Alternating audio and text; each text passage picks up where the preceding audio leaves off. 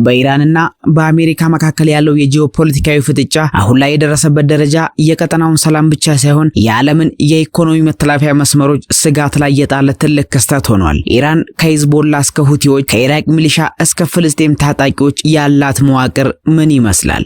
ታጣቂዎቹን የምታዝበትና የጦር መሳሪያ የምታስተላልፍበት ሚስጥራዊ መንገድ እንዲሁም ጦርነት ወደ ድንበሯ እንዳይመጣ የተነደፈው ረቂቅ እቅድ ምን እንደሆነ በዛሬው ትንታኔያችን እንመለከተዋለን። ሰላም ጤና ይስጥልን። ይህ አፍሮ ኒውስ ነው። በዛሬው ጥንክራችን ከላይ በመግቢያ ላይ የጠቀስናቸውን ጉዳዮች በዝርዝር የምንመለከታቸው ይሆናል። ቻናሉን ሰብስክራይብ በማድረግ እንዲጀምሩ በአክብሮት እንጠይቃለን። እስከ መጨረሻው አብራችሁ እንድትቆዩ እንጋብዛችኋለን።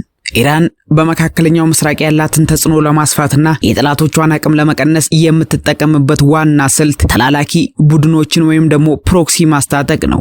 ይህ ስልት ኢራን በቀጥታ ጦርነት ውስጥ ሳትገባ በሌሎች ሀገራት ድንበር ላይ ሆና ጥቅሟን እንድታስከብር ያስችላታል። በዚህ የመረብ ዝርዝር ውስጥ ቀዳሚውን ስፍራ የሚይዘው የሊባኖሱ ሂዝቦላ ነው። ሂዝቦላ ከታጣቂ ቡድንነት ባለፈ በኢራን የቴክኖሎጂ ድጋፍ የተገነባ ዘመናዊ የሚሳኤልና የድሮን አቅም ያለው ግዙፍ ኃይል ነው። ይህ ቡድን ለኢራን የሰሜን እስራኤል ድንበር ዘብ ሆኖ ይጠብቃል። በሌላ በኩል በቅርቡ የዓለምን ትኩረት የሳቡት የየመን ሁቲዎች አንሳራላ የኢራን ስትራቴጂካዊ የባህር ላይ ክንፎች ናቸው። ኢራን ለሁቲዎች የምታቀርበው የረጅም ርቀት ሚሳኤልና የባህር ላይ ድሮን ቴክኖሎጂ ቡድኑን በባብሌል መንደርና በቀይ ባህር ላይ በሚያልፉ የንግድ መርከቦች ላይ ጥቃት እንዲሰነዝር አቅም ፈጥሮለታል። ይህ ደግሞ አሜሪካና አጋሮቿን እጅግ ያስጨነቀ የኢራኑ የካርድ ጨዋታ ነው። በኢራቅና በሶሪያ የሚንቀሳቀሱት የሺያ ሚሊሻዎች እንደ ካቲብ ሂዝቦላ ያሉ ቡድኖች በእነዚህ ሀገራት ውስጥ የሚገኙትን የአሜሪካ ጦር ሰፈር በድሮንና በሮኬት በመምታት አሜሪካ ቀጠናውን ለቃ እንድትወጣ ጫና ያደርጋሉ። በፍልስጤም የሚገኙት ሐማስና እስላማዊ ጂሃድ ምንም እንኳን በሃይማኖታዊ ዘርፍ ሱኒ ቢሆኑም እስራኤልን በማዳከም ረገድ ከኢራን ጋር የጋራ ዓላማ ስላላቸው ከፍተኛ የገንዘብና የጦር መሳሪያ ድጋፍ ይደረግላቸዋል። በአጠቃላይ የኢራን የታጣቂዎች መረብ ከሊባኖስ እስከ የመን ከኢራቅ እስከ ጋዛ የተዘረጋ ሲሆን እያንዳንዱ ቡድን የራሱ የሆነ ወታደራዊ ተልዕኮና ለኢራን የሚሰጠው ስልታዊ ፋይዳ አለው። ይህ አደገኛ መረብ ቴሄራን በቀጥታ ሳትሳተፍ በሩቅ ሆና ቀጠናውን የምትቆጣጠርበት የርቀት መቆጣጠሪያ ወይም ሪሞት ኮንትሮል ሆኖ እያገለገሏት ይገኛሉ። ኢራን እነዚህን ታጣቂ ቡድኖች የምታስታጥቅበትና የምትመራበት መንገድ በቀላል የገንዘብ እርዳታ ብቻ ሳይሆን ይልቁንም እጅግ የረቀቀና በሁለት መሰረታዊ ምሰሶች ላይ የቆመ ግንኙነት አላቸው። የመጀመሪያውና ዋናው ትስስር የርዕዮተ ዓለማዊ ቁርኝት ሲሆን ይህም በተለይ እንደ ሊባኖሱ ሂዝቦላና በኢራቅ ያሉ የሺያ ሚሊሻዎች ለኢራን ያላቸው ታማኝነት ፖለቲካዊ ጥቅም የዘለለ ሲሆን እነዚህ ቡድኖች የኢራንን መንፈሳዊ መሪ አያቶላን እንደ ሃይማኖታዊ መሪያቸው ጭምር ያከብራሉ። ይህ የዊላያት አልፋቅ መርህ ታጣቂዎቹ የኢራን ስትራቴጂካዊ ፍላጎት እንደ ቅዱስ ተልዕኮ እንዲያዩት አድርጓቸዋል። በዚህ ምክንያት ኢራን ትዕዛዝ ስትሰጥ ቡድኖቹ እንደ አንድ ወጥ ወታደራዊ አካል ሆነው እንዲንቀሳቀሱ ያደርጋቸዋል። ሁለተኛው መሰረታዊ ምሰሶ ደግሞ ስልታዊ ጥገኝነት ነው። ኢራን ቡድኖቹን የምታስታጥቅበት መንገድ እነርሱ ራሳቸው የጦር መሳሪያ እንዲያመርቱ የሚያስችል የቴክኖሎጂ ሽግግርም ፈጥሮላቸዋል። ለምሳሌ ለሁቲዎች ወይም ደግሞ ለሂዝቦላ ዝግጁ የሆኑ ሚሳኤሎችን ከመላክ ባለፈ ክፍሎቹን በመላክ በየሀገሩ እንዲገጣጠሙና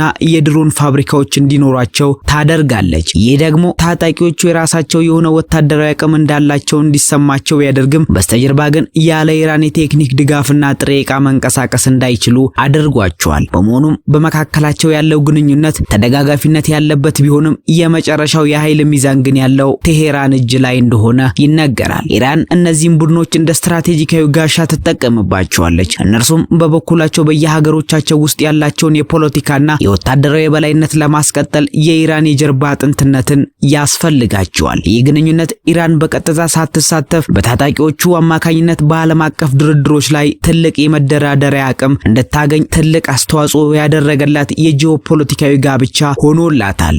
ኢራን ይህንን የምታደርገው ለበጎ አድራጎት ሳይሆን የራሷን ህልውና ለማስጠበቅ የነደፈችው እጅግ ረቂቅ የወታደራዊ ስልት ሲሆን በዚህ ስልት ቀዳሚ ዓላማው የመከላከያ መስመሯን ማስፋት ወይንም ፎርዋርድ ዲፌንስ ነው። ኢራን ካለፉት ታሪኮቿ በመነሳት በተለይም ከኢራቅ ጋር ያደረገችውን የ8 ዓመት ጦርነት ወደ ድንበሯ እንዲመጣ አትፈልግም። በመሆኑም ጠላቶቿን በተለይም አሜሪካና እስራኤልን ከራሷ ድንበር ርቃ በሊባኖስ፣ በየመን፣ በሶሪያና በኢራቅ ምድር ላይ ትዋጋቸዋለች። ታጣቂዎቹ እንደ አንድ ሰው ሰራሽ ጋሻ ያገለግላሉ። ይህም ማንኛውም ጥቃት ቴሄራን ላይ ከመድረሱ በፊት በእነዚህ ሀገራቶች ላይ እንዲገታ ያደርጋሉ። ሁለተኛው ዓላማ የማስፈራሪያ አቅም ወይንም ደግሞ ዲትራንስ መገንባት ነው። ይህም እስራኤል በኢራን የኒኩሌር ተቋማት ላይ ጥቃት ለመሰንዘር በምታስብበት እያንዳንዷ ቅጽበት በሰሜን በኩል ያለው ሂዝቦላ የሚያዘንበው የሺዎች ሚሳኤል ናዳ ከፊቷ ይደቀናል። ኢራን እነዚህን ቡድኖች በማስታጠቅ ለጠላቶቿ የምታስተላልፈው መልእክት ግልጽ ነው። እኔን ከነካችሁ በየአቅጣጫው ባሉ አጋሮች አማካኝነት ቀጠናውን እሳት አደርጓለሁ የሚል ነው። የስጋት ጠላቶቿ በኢራን ላይ ቀጥተኛ ወታደራዊ እርምጃ ከመውሰድ እንዲቆጠቡ ያደርጋቸዋል። ኢራን ከአሜሪካ ጋር ዘመናዊ የጦር አውሮፕላን ወይም የባህር ኃይል አሰልፋ መዋጋት እንደማትችል ታውቃለች። ስለዚህ በደፈጣ ውጊያ፣ በድሮን ጥቃቶችና በባህር ላይ ወረራ በሚሰለጥኑ ታጣቂዎች አማካኝነት አሜሪካን ከፍተኛ ዋጋ ታስከፍላታለች። ይህ ስልት አሜሪካ በቀጠናው ያላትን ወታደራዊ የበላይነት ለማዳከምና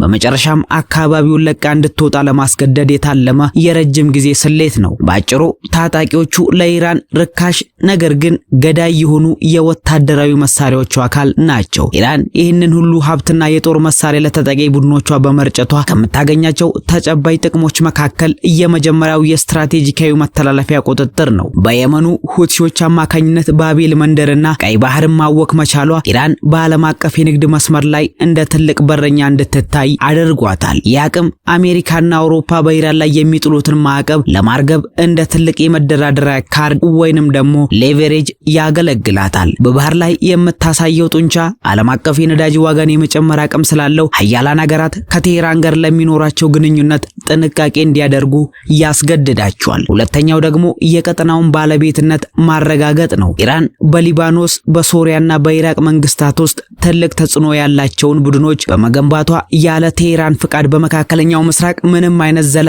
ሰላም ወይንም የፖለቲካ ስምምነት እንዳይኖር አድርጋለች። ይህ የሺያ ቀስት ተብሎ የሚጠራው ተጽዕኖ ኢራን ከክልላዊ ተዋናይነት ወደ ዓለም አቀፍ ኃያልነት እንድትሸጋገር በር ከፍቶላታል። ታጣቂዎቹ ለኢራን የውጭ ፖሊሲ ስኬት እጅግ አስፈላጊ የሆኑ ሕያው መሳሪያዎቿ ናቸው። የኢራን የታጣቂዎች መረብ የቀጠናውን የጂኦፖለቲካዊ ገጽታ ሙሉ በሙሉ የቀየረ ክስተት ነው። የፍጥጫ ወደፊት ወደ ለየለት ቀጥተኛ ጦርነት ያመራል ወይስ በዲፕሎማሲው መንገድ ይፈታል የሚለው ጥያቄ የዓለም ስጋት ሆኖ ይቀጥላል። እናንተ ተመልካቾቻችን ይህ የኢራን ስትራቴጂ ሀገሪቷን አሁን ከገባችበት ውጥንቅጥ ያወጣታል ወይስ ወደ ባሰ ሁኔታ ያስገባታል? ሐሳባችሁን በኮሜንት አሳውቁን። ቪዲዮን ላይክ እና ሼር አድርጉ። ሌሎች ተመሳሳይ ወቅታዊ ትንታኔዎች እንዲደርሳችሁ ቻናላችንን ሰብስክራይብ አድርጉ። መልካሙን ሁሉ ተመኘን።